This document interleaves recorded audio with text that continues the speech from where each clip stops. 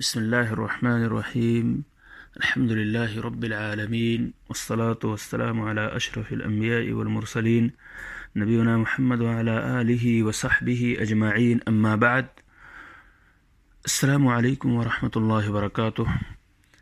محترم سامعین کرام، اربعین نوویہ کی تیسری حدیث کی پہلی قسط آپ کے سامنے پیش کی جا چکی ہے، جس میں شہادتین جو اسلام کا پہلا رکن ہے اس پہ بات کی جا چکی ہے. آج ہم انشاءاللہ اسلام کا دوسرا رکن نماز، جو کہ اللہ کے رسول صلی اللہ علیہ وسلم نے اس حدیث کے اندر فرمایا وَإِقَامِ الصَّلَاةِ، نماز کو قائم کرنا. نماز کی اہمیت ہم سے اور آپ سے مخفی نہیں ہے. رسول اللہ صلی اللہ علیہ وسلم نے فرمایا من ترک الصلاۃ متعمدا فقد کفر، جس نے جان بوجھ کر نماز کو چھوڑ دیا اس نے کفر کیا. نماز کی ادائیگی کا کیا مطلب ہے؟ نماز کی ادائیگی کا مطلب یہ ہے کہ اس کو اللہ اور اس کے رسول صلی اللہ علیہ وسلم کے حکم کے مطابق انجام دیا جائے. اس کی شروط و ارکان اور واجبات و سنن کا لحاظ کرتے ہوئے اسے ادا کیا جائے. خشوع و خضوع کے ساتھ، دل جمعی کے ساتھ اس کی ادائیگی کی جائے. نماز کی پابندی کرنے والے کے لیے بڑی خوشخبریاں احادیث کے اندر موجود ہیں.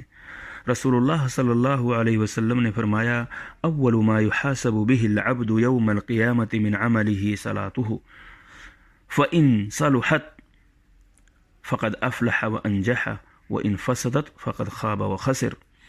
بروز قیامت سب سے پہلے نماز ہی کا حساب ہوگا.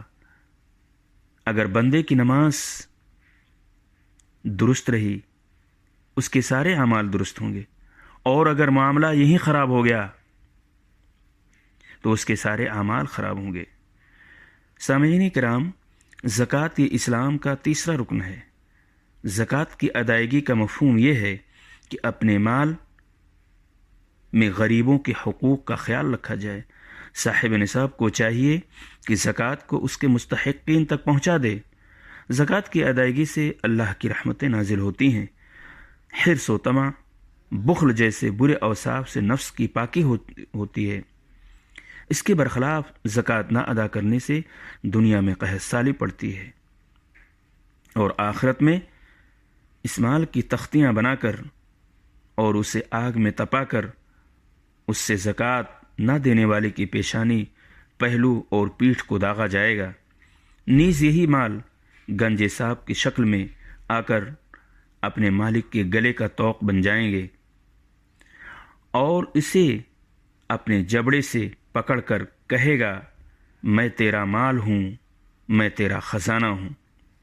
سامعین کرام، حج یہ اسلام کا چوتھا رکن ہے. حج ایک ایسی عبادت ہے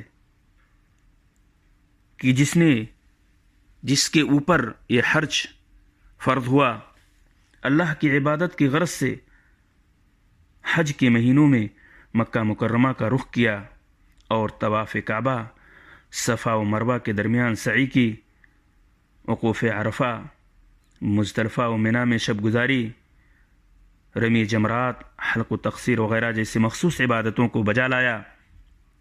ایسے شخص کے لیے وہ اجر و ثواب اللہ تعالیٰ نے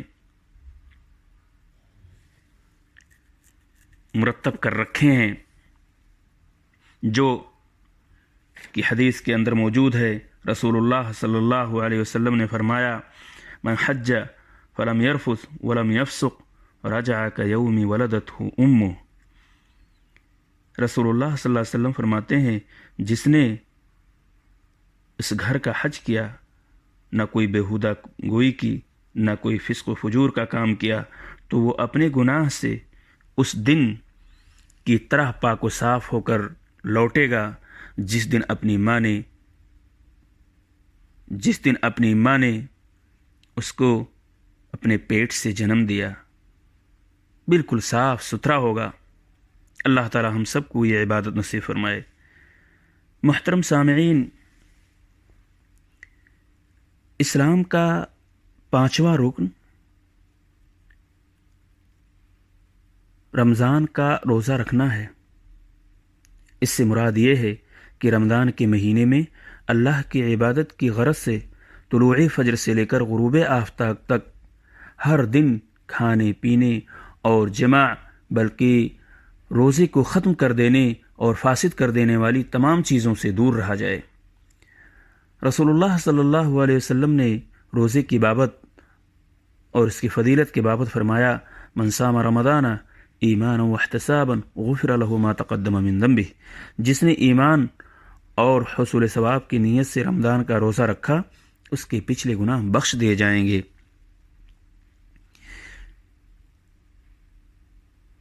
اسلام کے یہ ارکان جو آپ حضرات کے سامنے بیان کیے جا چکے ہیں، کسی رکن کی فرضیت کا انکار کرنا اسے ترک کرنے والا کافر سمجھا جائے گا، البتہ سستی اور کاہلی سے چھوڑنے والا سخت گناہگار اور وہ گناہ کبیرہ کا مرتکب ہوگا، فاسق ہوگا، لیکن ملت اسلامیہ سے خارج نہیں ہوگا، سوائے نماز کے کہ محققین اہل علم کی ایک معتبر تعداد نے سستی کاہلی سے جان بوجھ کر نماز اور تارک صلاۃ کو خارج از ملت قرار دیا ہے۔ اللہ تبارک تعالیٰ سے دعا ہے کہ اللہ تعالیٰ ہم کو اور آپ کو اور تمام مسلمانوں کو اسلام کے ان 5 رکنوں کی حفاظت کرنے کی توفیق عطا فرمائے۔ آمین۔ السلام علیکم ورحمۃ اللہ وبرکاتہ۔